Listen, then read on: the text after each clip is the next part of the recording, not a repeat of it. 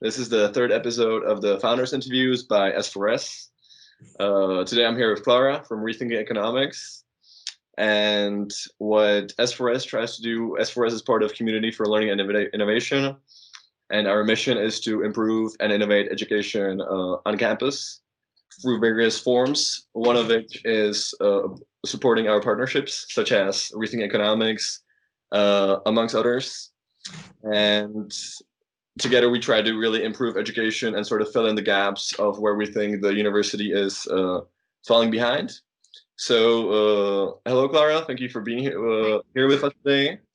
And please tell us a little bit about yourself and rethinking economics and how you got into it. Yes. First of all, thank you so much for organizing this. I'm very happy to take part of it. So, as you said, my name is Clara. I'm the co-founder and leader of Rethinking Economics Rotterdam. So, I'm also a third-year IBEP student. So, I'm following an economics bachelor here at Erasmus University. And yeah, I was very frustrated by the way I was being taught economics because I felt like somehow it was extremely detached from reality, from what was actually happening in the real world.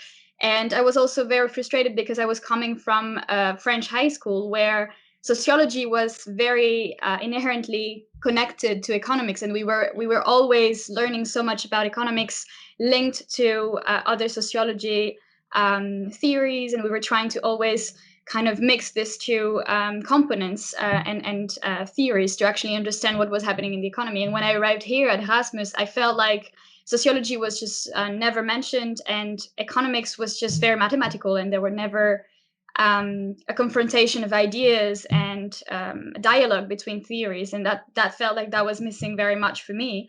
And so after a few months of being very frustrated and basically all the time complaining about it with my friends, I actually went to this. A friend of mine went to this conference by Kate Raworth, the author of Donna's Economics, and she complained to Kate Raworth at the end of her speech, saying like, "I'm so desperate with my friend. We're so desperate because we feel like the way we're being taught economics is just so detached from reality." And Kate Raworth told her, "Well, maybe you should look at rethinking economics." And so right after, she sent me a message, and I did, and that was the best decision I have ever made because I actually realized that I was not the only one thinking that way. And so I joined after this the national network, and it just felt so much, it just felt so good to feel understood, to feel like we could actually do something about it, and that there were actually a huge community of people that were thinking the same way. And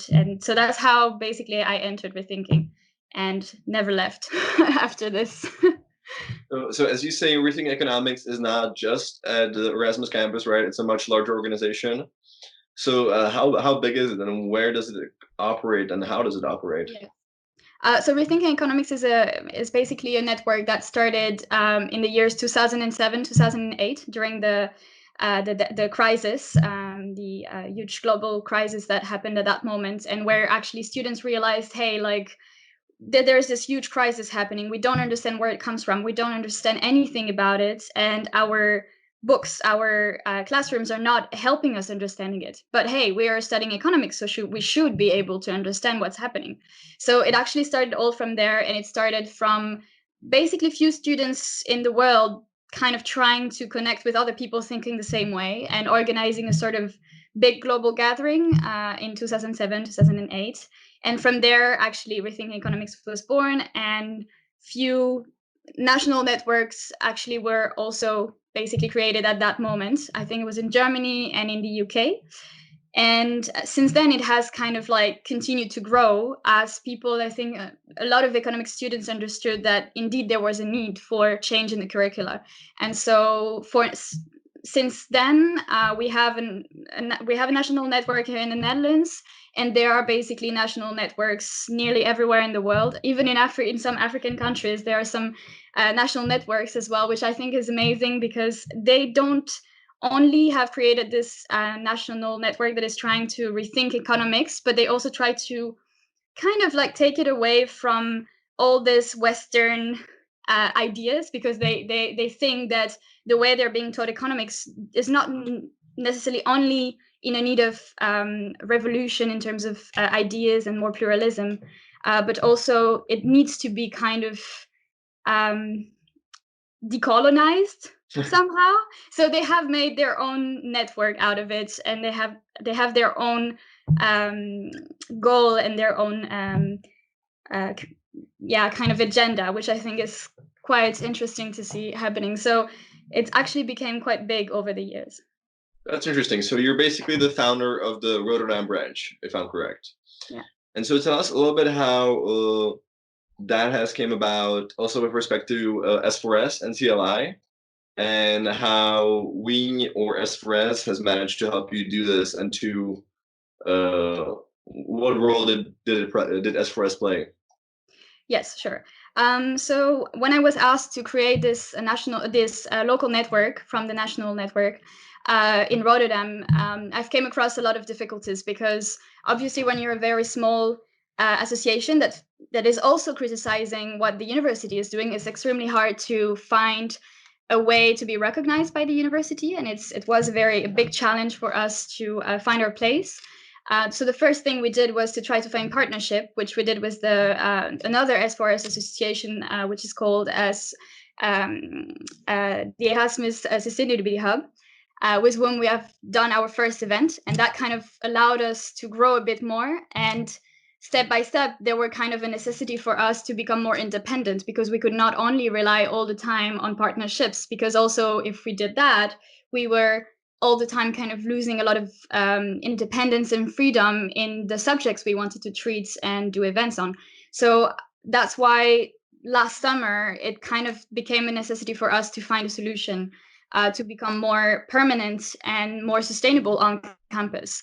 And so we actually heard about Students for Students. I went to the education lab and started talking with the floor manager, I think, at that time, and she basically explained to me all the opportunities that Student for Student was offering to association like us, that was just simply trying to rethink education and try to innovate education. And so from there on, we basically tried to get funding and get support from Student for Student, which we did, I think, in December.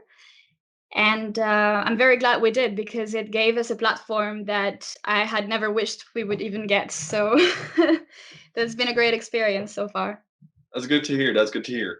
And so you're saying that Rethinking Economics basically started because of the financial crisis, because of that, and it has sort of evolved based on this frustration with the detachment of what economics students are being taught and the reality and the problems associated with the reality.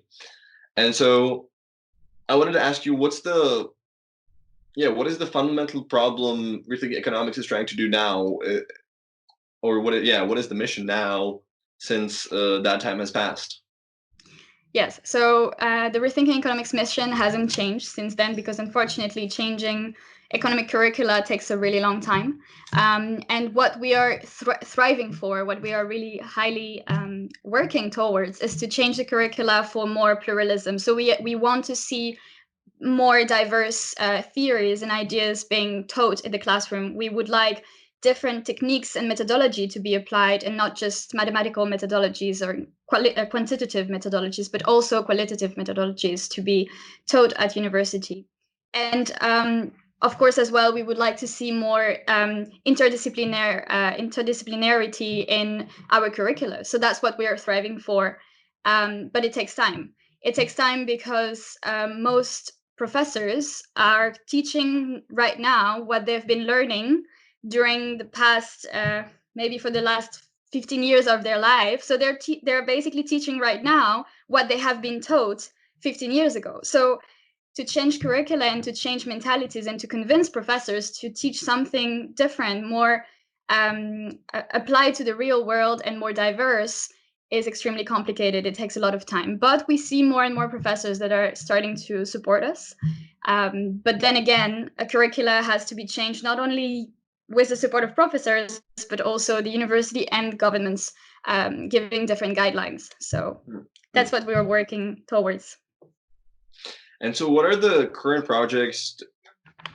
What are the current projects, and how you're working on in the Rotterdam branch of Rethinking Economics, and how successful have you been in collaboration with the university and with the sort of with the recognition from it? Yeah. So as I said, it's very complicated to change curricula, and our approach at Rethinking Economics was to first try to kind of come from the outside, and by doing actions from the outside, changing the curricula, because we know that changing something from the inside can be extremely complicated. So we didn't manage that yet, but it's a long-term goal. And that will come with hopefully the recognition of the Erasmus University, for instance, or maybe getting more support from um, internal organization, or how could I say that? The people taking the decisions within the university. So those organizational bodies to kind of like support rethinking and giving us this recognition and taking our ideas and implement them. So that would be potentially one of the long-term goals that we have, to kind of basically provoke change from the inside. But at the moment, because this is for now very complicated for us to get there, we are focusing on having basically a platform, a sort of community for students that are like me, very frustrated by the way they're being taught economics, to actually gather and debate, discuss, and have access to those different theories or this content that they don't have access to in their lectures or in their economics textbook. So this is why right now Rethinking Economics is more focused on basically providing a lot of different events, inviting a lot of professors that are not always invited for this kind of events, because they are, for instance, potentially not mainstream. So they're basically not teaching the same thing as most other teachers. We also try to organize now, because of what's happening with Corona, we are trying to go more online, so provide more webinars, try to really foster discussions by having sort of like small workshops or small debates where people can really interact and discuss about like real world problems. So like not long time ago, I think it was 1 week ago, we had our first webinar with Professor Bas Jacobs. He's professor of public policy, and he basically did a small talk, and he discussed with our rethinkers the potential economic responses that the Eurozone could give to the corona outbreak, because the coronavirus is obviously going to start a very deep financial recession. And so because of that, we wanted to allow rethinkers and our followers to engage with that professor to discuss what was the correct response we could give to that financial recession. So those are the kind of things we do at our in our local branch. Interesting. So basically, the long-term strategy is to improve the curriculum and to sort of force universities to change and to reform a little bit. But as for right now, since that is more long shot, you're trying to do things yourself. As for example, the lectures and discussions and supplementary stuff like that. Yes, exactly. And one important thing I forgot to mention, which is terrible of me. We are actually currently working also on a series of video, and that's actually the main reason for Student to be a partner with Rethinking. That's the main reason why our project was approved. It's because we are currently working on a series of video that aims to kind of explain what all the different branches and movements in economics can basically bring to the discussion about the environmental crisis and fighting climate change. And we want to show basically through those sets of videos how potentially pluralism can be an asset when dealing with a dual environmental crisis and biodiversity loss, and how we can basically solve that issue using different theories and not just staying mainstream using only one set of theory. So that's also something we are currently working on, and it's taking us a lot of time, but it's extremely interesting to do. Well, that's good that you're working on this, because that's also something I want to ask about now. Is there's increasing scrutiny about the current models, the current economical models, and the way they work, and the also sort of which period of time they come from. Since they're all pretty archaic, according to a lot of people. And so, why do you think these models fail to do what we're talking about, to focus or address more the climate crisis and the issues with that? And what are the alternatives? So I see you're talking about pluralism as one of the options, but what maybe specific theories or Yeah, specific sure. options Yeah. are? Yeah. Thank you. Yeah. So I think the first problem, if we talk about the climate crisis and how bad basically economics has been dealing with it, that is mainly explained by the fact that when you attend, let's say, an economic classes, like Econ 101, and you go to your first or second or third year of bachelor in economics, you're always going to be the only moment where you're going to learn about the climate crisis, or at least hear about it, because that's actually something we don't hear often about.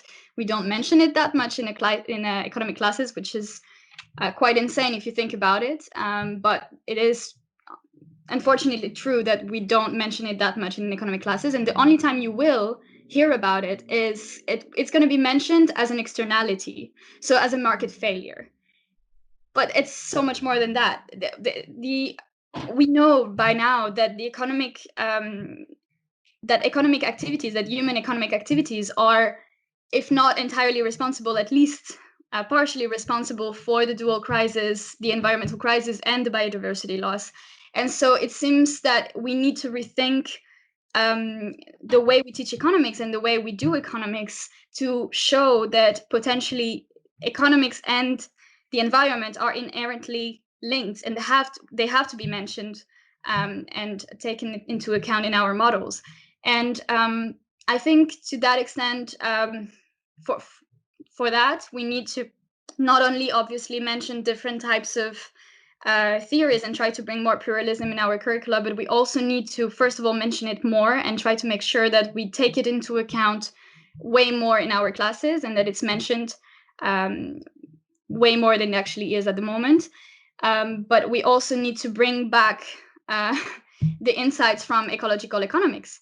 It's a branch of economics that has been growing substantially, and that has been highly recognized in the economics field, but it's still left behind because right now what is being taught at university is most of the time environmental economics, which is a sub-branch of neoclassical economics.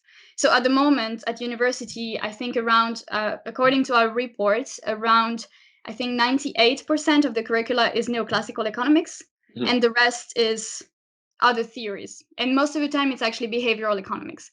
And so the only time where you will find a course at university about the environment, it's going to be actually, it's going to be a subset of theories coming from neoclassical economics, incorporating a notion of the environment and the consequences of one's action on the environment through that branch of economics. While on the other side, there is still this very interesting insights from ecological economics that are not used, which is, I think, a bit of a shame, because it has a lot to offer, but because for some reason it is not mainstream, we don't use it.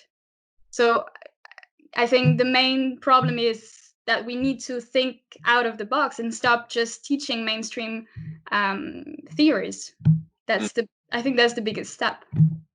Yeah, no, I agree. I agree. And but I wanted to also ask, so I definitely agree with you, but I wanted to ask you, when you talk about ecological economics and all these theories, what are, for example, some of the ideas or some of the concepts in this direction addressing it? So, for example, in my classes in IBA, I learned about upcycling and modular production, right, and stuff like that. So, yeah, can you like maybe address this a little bit, or do you? Well, first of all, you were very lucky that it was mentioned, because this is typically the kind of thing that we never even learn about in an economic classroom. So yeah, indeed, talking about upcycling, or talking about also oh, I forgot the name, but the circular economy, the concepts of circular economy could also be something that we could bring to the forefront in an economic classroom. Yeah, all of those things have to be mentioned if we want to to be able to tackle the environmental crisis. And I think you were very lucky if you had the opportunity to learn that. Unfortunately, a lot of economics students don't have this opportunity. So, And I was also curious about now with the situation going on with the corona pandemic. How do you think this disaster, this pandemic, can have an effect on some sort of economical shift or a shift in this approach or a shift in this paradigm thinking of economics? What's your take on that? yeah, well, I want to be optimistic and I want to think that it's definitely an opportunity for us to get a fresh start and to actually start a sustainable development and to try to start this ecological transition that is so much needed. And I think this is a common belief within rethinking economics that has been something that we have heavily discussed in our internal discussions with the national and international networks. And this is definitely something that we strive for. But you also have to realize that we are going to be facing a financial recession that is going to be very much harder than the one we already have been facing in 2007, 2008. And so when facing this, when knowing everything it implies with regard to jobs, so unemployment, debts probably, a lot of bankruptcies, how we're going to make sure that we can use that as an opportunity when people are going to be suffering and they want to have quick replies and quick help from the government, and that potentially induce people's minds, maybe the concerns with regard to the environment are going to be kind of minimal compared to the suffering they're going to be facing due to the financial recession. So I want to be positive and optimistic, but I also think that it's going to be difficult to argue in favor of such, let's say, green deals or ecological transition when we are facing such a very big economic difficulties. Yeah. But I think that's something we should strive for, or at least ask for, to our governments and policy makers, and try to make sure that potentially they're the ones making the right decision in that, in that direction. But is it going to be possible? This is really hard to answer. Well, on the other hand, I guess you can argue that, for example, what we see with the drop of prices of oil and these fossil fuels, this massive drop because of the scarcity of demand for them, because of the lack of transportation right now, and both with an automobile and both with aviation. Perhaps maybe this could be like a direction which, or like a hope of direction which the world can be taking, since we also see how risky and how volatile this market is, and this whole way of this energy sector is. Yes, definitely. But I think that's something we know already for a long time, and that doesn't. I'm not sure that will kind of like and dig the. Once everything will have to restart anyway, I think it will kind of come back to normal in that sense, and I'm not sure that's kind of. Yeah, I'm not entirely convinced that's going to be the main big kind of change maker, Deal breaker or something. yeah, exactly. And I think the only place where I would see like maybe some opportunities would be for governments to support the right industries, because obviously, like countries like France, for instance, that are now reopening soon. I think 11th of May is the date where they're starting reopening after the big lockdown.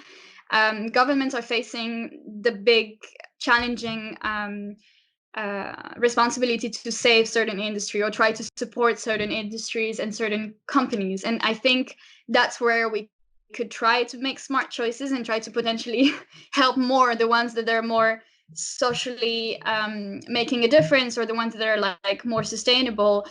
But again, I'm not sure the governments are ready to make those choices and that they're going to be accepted also by the population. It's a very complicated choice to make, and I'm not sure it's going to be politically supported. But for me, that's where I would see an opportunity. Mhm. that's very personal, and maybe a lot of people are going to disagree, but that's where I would see the sort of opening. A little hope there. Then I also wanted to ask you, with respect to the situation, I wanted to ask you, uh, as we now see a big increase in automation in various industries, and basically, one can say almost all of them.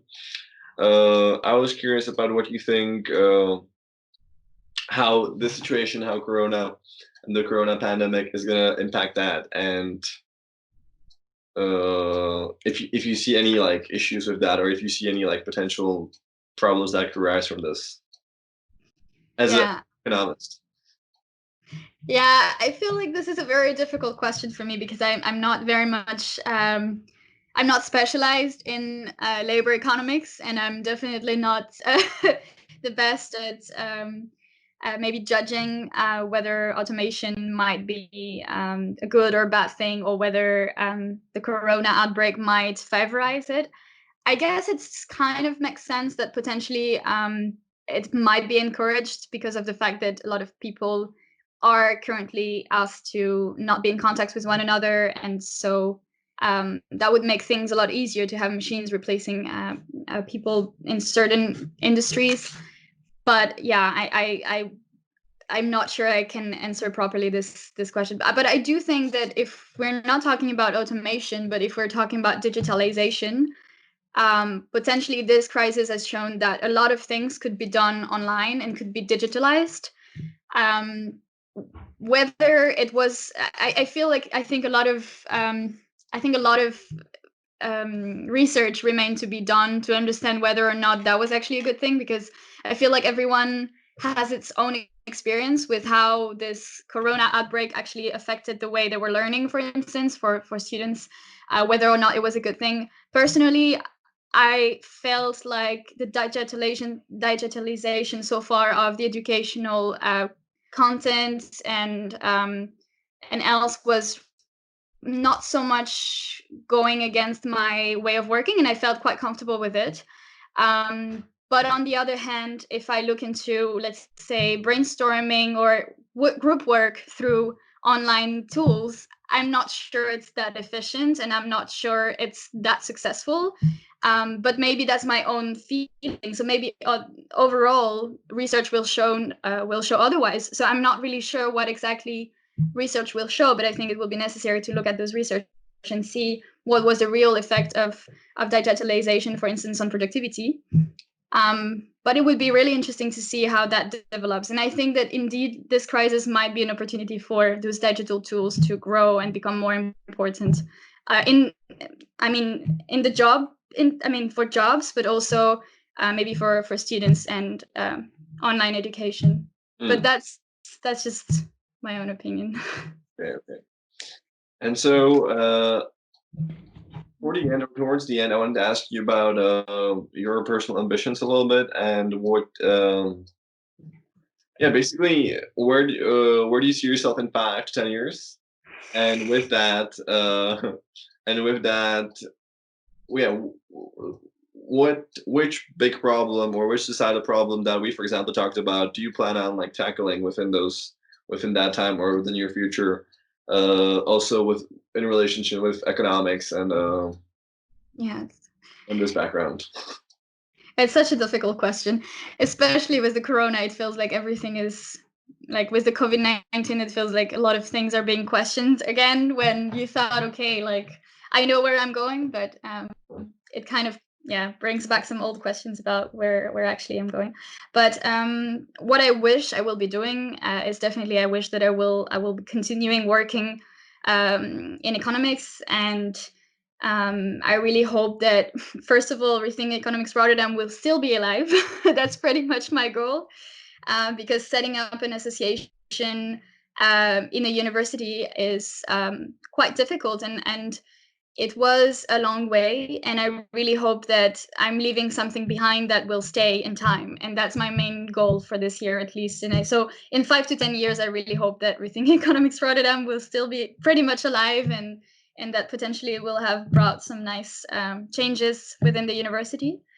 But for myself, yeah, it's really hard for me to know where I will be. But I hope I will still be doing economics. And if there is one challenge that I would like to be tackling, it's definitely the environmental crisis. And I really hope that I will be working at trying to implementing all the tools I've learned in economics, using different theories, different methods to try to basically have a direct impact um, on the environment. And I think one way of doing this is potentially doing first of all, studying a bit more of ecological economics, environmental economics for my master, and then potentially doing a lot of internships within consulting firms that are working towards that goal, I think. Okay. Those are noble plans. Yeah. Um, I'm wondering if there's something else I want to talk about or ask about. But I think that's pretty much it. It was great talking to you Yeah, thank you so much. for this interview, and this is the end of the third founders interview by S4S. So thank you very much, Clara. Thank you so much for this. This was really enriching, and it was my first time, so I hope it went well. Let's see. I think it did. All right. So, you guys.